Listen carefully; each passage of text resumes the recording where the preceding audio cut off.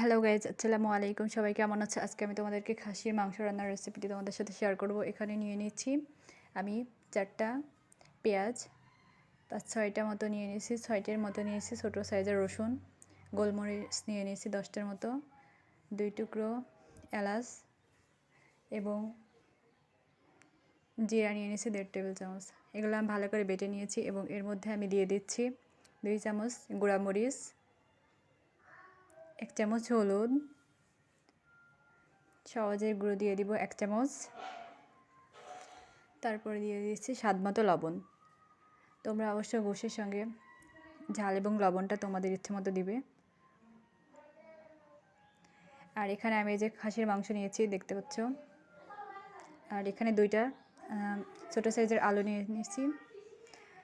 আমি পাশে একটা প্রেসার দিয়ে দিয়েছি, প্রেসারের মধ্যে গরম হয়ে আসলে প্রেসারের মধ্যে পরিমাণ মতো সরিষার তেল দিয়ে দিয়েছি।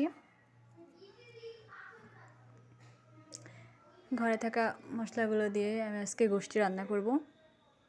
এবার আমি যে মশলাটি তৈরি করেছি সেটা আমি দিয়ে দিচ্ছি এর মধ্যে।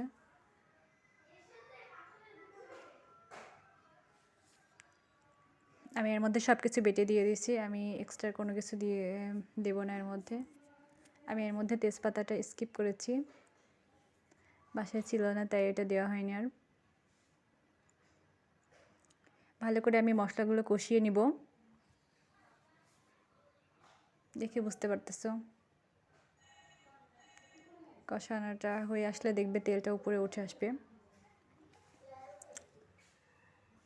তোমাদের কাছে আমার অনুরোধ, ভিডিওটি ভালো লেগে থাকলে অবশ্যই তোমরা আমার কিন্তু চ্যানেলটি সাবস্ক্রাইব করবে। এবং আমি এর মধ্যে দিয়ে দিচ্ছি কেটে রাখা আলুগুলো।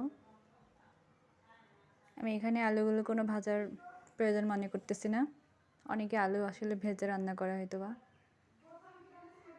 আর মনে হয় আলুটা কষালে অনেক বেশি সুন্দর লাগে। আমি এবার এর মধ্যে গোশগুলো দিয়ে দিব, খাসির মাংসগুলো।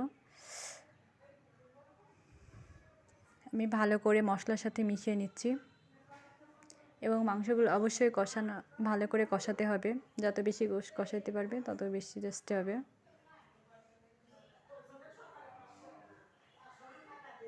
আর তোমরা কিন্তু ঝাল এবং লবণটা তোমাদের পছন্দ অনুযায়ী দিবে। আর গোশে একটু ঝাল না হলে আসলে ভালো লাগে না, তোমাদের কাছে যেমনটা মনে হবে ঠিক সেভাবে তোমরা দিয়ে রান্না করবে। প্রেসারের মধ্যে দিয়ে দিলে আসলে গোশটা মনে হয় খুব দ্রুত সিদ্ধ হয়ে যায় এবং বেশি ঝামেলা হয় না আমার মনে হয়। এর জন্য আমি সবসময় গোশ রান্না করি প্রেসারের ভিতরে দিয়ে। গোশটা আমি সুন্দর করে নেড়েছি কষিয়ে নিব অনেকক্ষণ ধরে।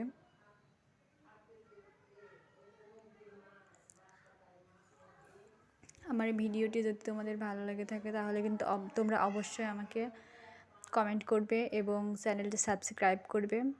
সবাই তোমরা আমার পাশে থেকো। আমি এবার এর মধ্যে পরিমাণ মতো পানি দিয়ে দিচ্ছি, যতটুকু ঝোল রাখবো মনে করতেছি সেভাবে পানিটা দিব। আসলে প্রেসারে যতটুকু পানি দিবে দেখবে যে সিদ্ধ হওয়ার পরে অতটুকু ঝোল থেকে যায়, তাই তোমরা আসলে একটু পানিটা কম দেওয়ার চেষ্টা করবে। যতটুকু ঝোল রাখতে চাও সেভাবে দিবে পানিটা।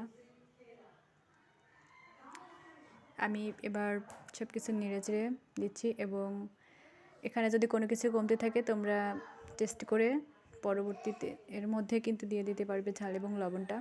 আমি এবার প্রেসারের ঢাকনাটা আটকাই দিব।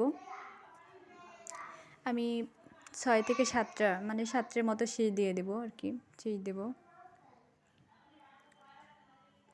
আমার রান্নাটি হয়ে গেছে, দেখে বুঝতে পারতেছো কেমন হয়েছে। কালারটা দেখে মাশাআল্লাহ অনেক সুন্দর লাগছে, খেতেও সেই রকম টেস্ট। আমি এর সাথে চাউলের আটার রুটি